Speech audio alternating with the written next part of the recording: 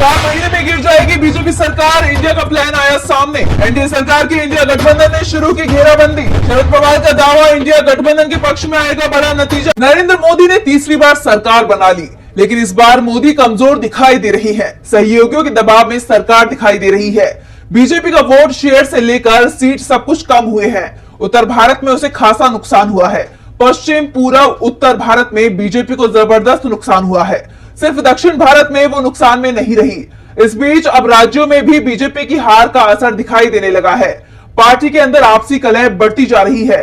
सहयोगी नाराज दिखाई दे रहे हैं। तो बीजेपी को सबसे बड़ी चिंता इसी साल 3 राज्यों में होने वाले विधानसभा चुनावों को लेकर है।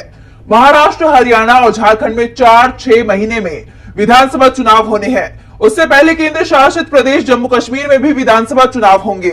इन राज्यों के चुनाव परिणाम बीजेपी को डराते दिखाई दे रही हैं। खास तौर पर जहां सरकार बीजेपी या एनडीए की है, वहां पर बीजेपी की जमीन खिसकती हुई दिखाई दे रही है।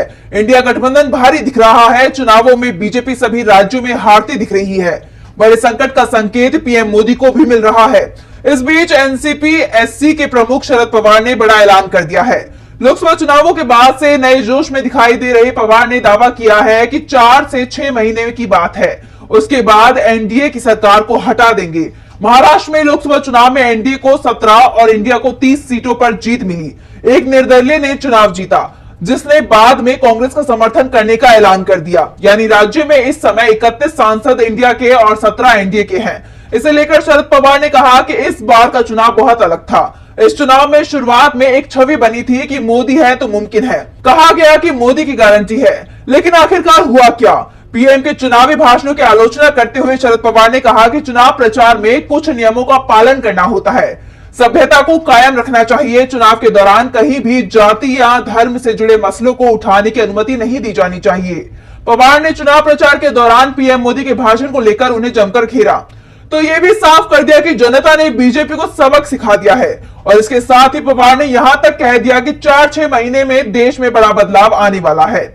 उन्होंने कहा कि जल्द ही महाराष्ट्र में सरकार बदल जाएगी, इंडिया गठबंधन की सरकार बनेगी। लोकसभा चुनाव में इंडिया गठबंधन को जनता का जो समर्थन मिला, विधानसभा चुनाव में ये और भी ज्यादा दिखाई देगा।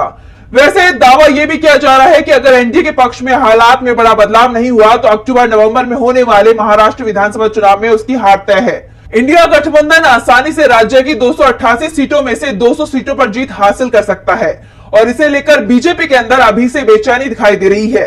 राज्य में ना तो मोदी का चेहरा चला और ना ही राम मंदिर का मुद्दा। वैसे राम मंदिर का मुद्दा तो इस बार यूपी में ही नहीं चला। बीजेपी अयोध्या फैजाबाद सीट के साथ ही अयोध्या से लगी हुई सभी 9 सीटें हार गई। वाराणसी सीट पर भी पीएम मोदी मुश्किल से जीत पाए, जिससे साफ हो गया कि अब देश में मोदी की लोकप्रियता काफी नीचे आ चुकी है। दावा तो यहां तक किया जा रहा है कि यूपी में ही मोदी से ज्यादा लोकप्रिय राहुल गांधी हो चुके हैं और राहुल की लोकप्रियता का फायदा इंडिया गठबंधन को यूपी में मिला। और अब शरद पवार के दावे से यह साफ हो गया है कि आने वाले समय में बीजेपी की मुश्किल और भी ज्यादा बढ़ने वाली है।